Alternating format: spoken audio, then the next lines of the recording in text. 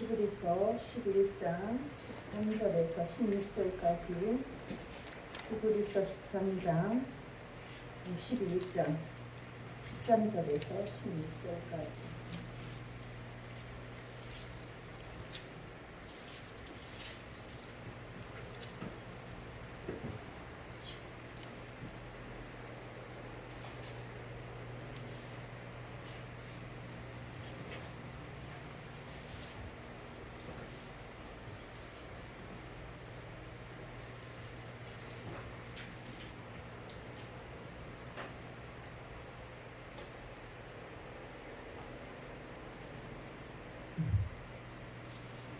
우리 같이 합독을 하겠습니다. 이 사람들은 다 믿음을 따라 죽었으며 약속을 받지 못하였을 때 그것들을 멀리서 보고 환영하며 또 땅에서는 외국인과 나그네임을 증언하였으니 그들이 이같이 말하는 것은 자기들이 본 그냥 찾는 자임을 나타내니라. 그들이 나온 바 분량을 생각하였더라면 돌아갈 기회가 있었으려니와 그들이 이제는 더 나은 분량을 사모하니 곧 하늘에 있는 것이라. 이러므로 하나님이 그들의 하나님이라 일컬음 받으심을 부끄러워하지 아니하시고 그들을 위하여 한 성을 예비하셨느니라. 아멘. 찬송가 243장을 하겠습니다.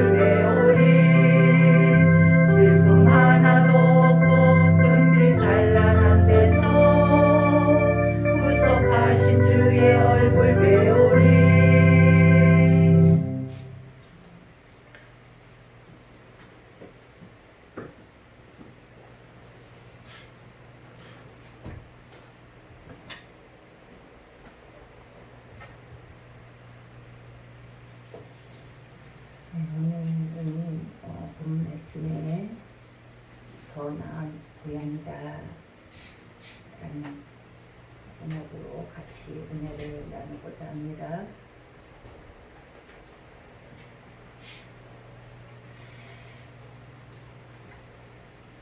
이번 주간은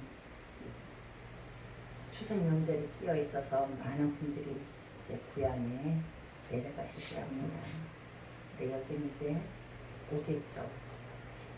지역 지방은 이제 자제분들도 만나고 또 여러 친척 일가들도 만나지 않습니까? 어릴 때 설이나 추석이 오기를 우리는 손꼽아 기다리지 않습니까? 그죠? 손꼽아 기다렸어요. 그런 생각이 납니다.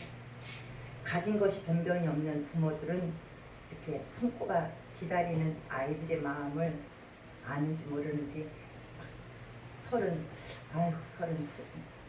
성큼성큼 다가오고 걱정이 좀 있죠. 옛날에 제 어머니 아버지도 그랬습니다.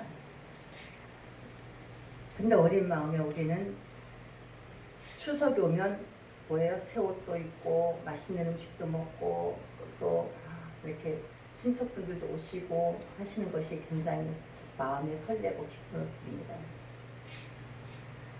많은 이들이 고향을 찾아가고 그래서 세계 어느 나라에서도 보기 힘든 민족 대이동의 광경이 우리나라에 펼쳐집니다. 금년에는 이 코로나 때문에 이 코로나19로 인해서 예상같지는 않겠지만 그래도 많은 사람들이 고향을 찾아 이동할 것이라고 추산하고 있습니다.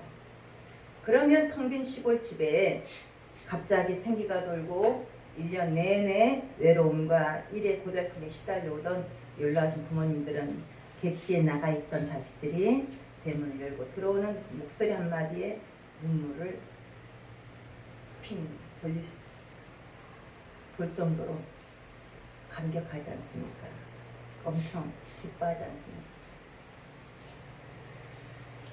그래서 다시 세상 사는 맛을 어르신들이 또한 느끼시고 따뜻한 정을 느끼게 되죠. 말 못하는 짐승도 자기가 태어난 곳을 그리워하고 죽기 전에는 다시 그곳을 찾게 된다고 하는데 이 시간 우리 크리스찬들은 명절을 맞아 고향을 찾는 수많은 인파를 지켜보면서 무엇을 깨달을 것인지 생각해 보려고 합니다. 우리에게는 더 나은 고향이 있습니다. 더 나은 고향. 사도 바울이 하신 말씀, 더 나은 고향을 찾아가고자 하는 갈망이 있었습니다. 우리에게는 지금의 고향보다 더 나은 고향이 있다는 사실을 잊지 마시기 바랍니다. 오늘 봉독해드린 15절과 16절의 말씀을 다시 한번 읽어보겠습니다.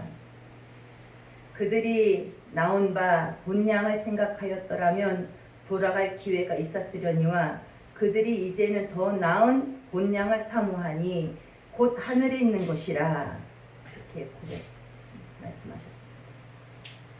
여기 나온 바 본 향이란 이것은 뭐냐면 충청도라든지 전라도라든지 경상도라든지 고향을 말하는 뜻하는 것입니다. 고향. 사실 땅에 있는 고향이란 떠날 수도 있고 돌아갈 수도 있습니다. 그리고 엄밀하게 말한다면 현재 어디서 어떻게 살고 있느냐가 중요하지 어디서 태어났느냐가 하는 것은 그다지 중요하지가 않습니다. 그래서 요즘엔 지역 감정이 없애자 이렇게 해서 지역 감정을 없애자고 고향을 묻지 말자 이런 표어가 등장하기도 하죠. 당신 우리 한국 사람들은 되게 그렇잖아요. 당신 고향이 어디야? 이렇게 좀 몇 마디 섞다 보면 매번 그렇게 물어봅니다. 궁금한 거야.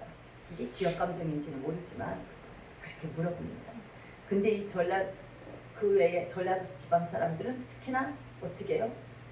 괜히 까닭 없이 거리감을 두는 그런 성향이 보입니다. 이렇게 지역 감정, 전라도뿐만 아니겠으면 전라도 사람 경상도를 그러겠죠.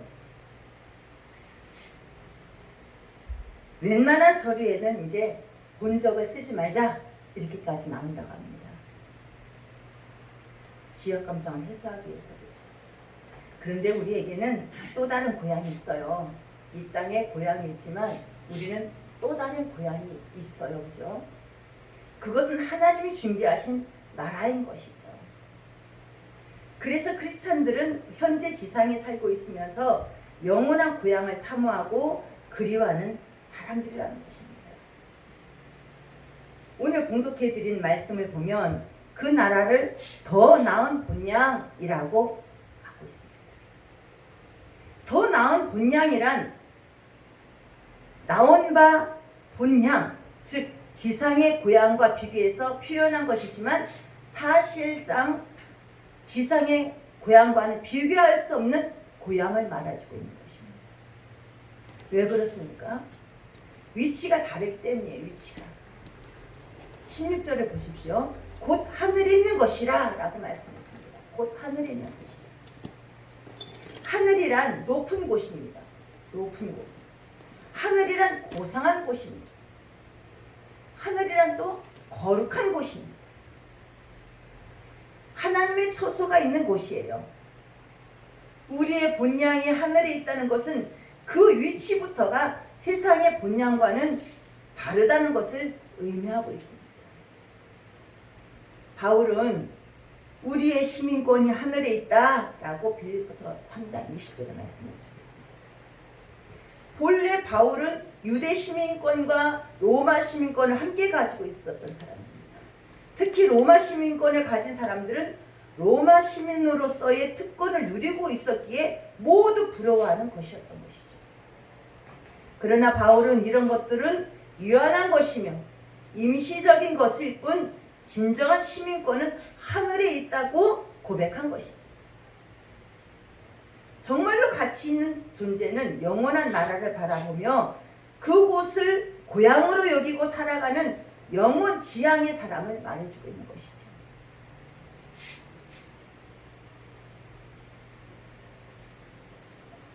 고향은 사모하는 사람만이 갈 수가 있습니다.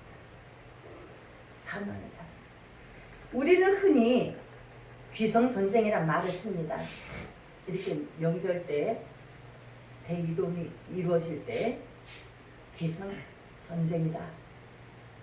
고향에 내려가는 것이 그렇게 힘들고 어렵고 고생스러운 일이기 때문인 것이죠.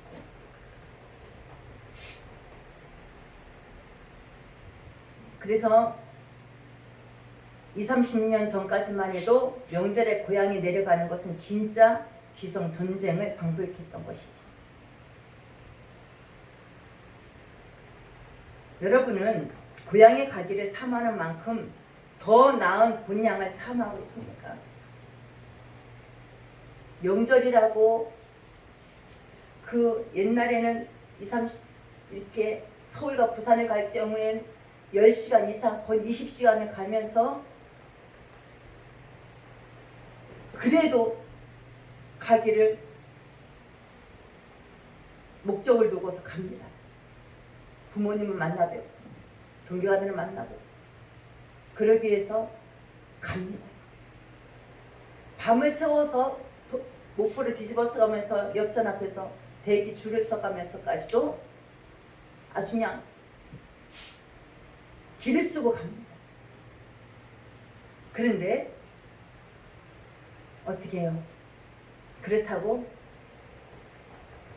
웬만한 사람은 고향에 가기를 포기할까요? 포기하는 사람도 있습니다. 그렇지만 거의 다 포기하지 않습니다.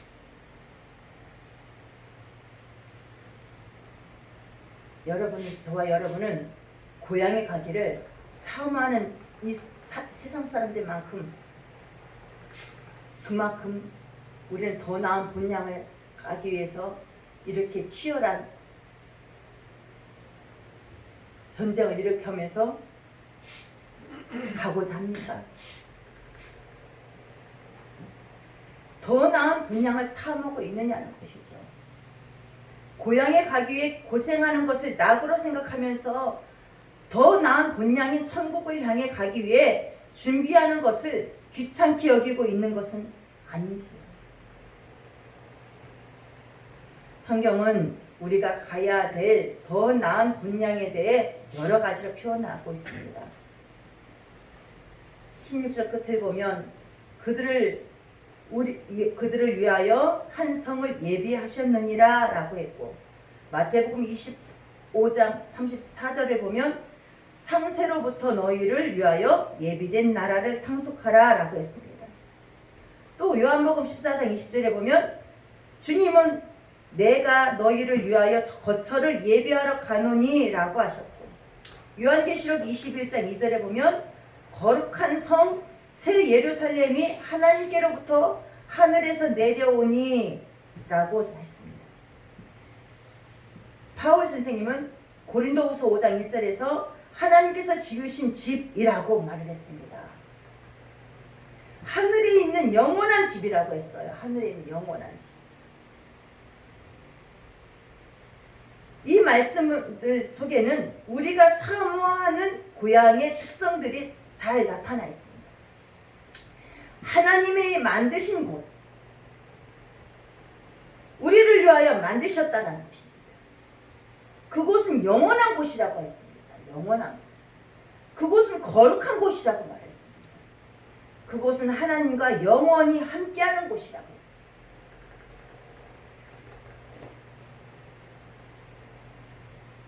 사글세 방에서부터 시작하여서 전셋집을 전전하다가 18년 만에 20평짜리 내 집을 마련한 어느 성도의 이야기입니다. 그는 집을 계약하던 날 밤은 뜬 눈으로 지새웠다고 합니다. 흥분 때문에 잠도 오지 않았더라는 것이에요. 내가 18년 만에 새 집을 마련해서 진짜 내 집을 마련해서 들어가 살 생각을 하니까 잠도 오지 않았다는 것이에요. 마치 눈을 감으면 기쁨이 사라질 것 같은 느낌 때문이었다는 것이었어요. 사랑하는 성도 여러분, 아무리 좋은 집을 지니고 있다 할지라도 여기는 여러분의 참 본향이 아니라는 것입니다. 하나님은 여러분과 저를 위해서 더 나은 본향, 더 나은 집을 예배해 놓고 계신다는 것입니다. 이곳은 믿음으로 사모하는 사람만이 갈 수 있는 곳이라는 것이에요. 우리가 돌아갈 고향이 없는 사람은 불쌍한 사람인 것이죠. 불쌍한 사람. 서울대학교 의과대학을 수석 졸업하고 전국 의사고시 수석 합격자로 알려진 세계적인 안박사인 원종수 박사님을 아시죠? 이분이 원종수 권사님의 간증이었습니다. 그는 세종시에, 지금의 세종시죠.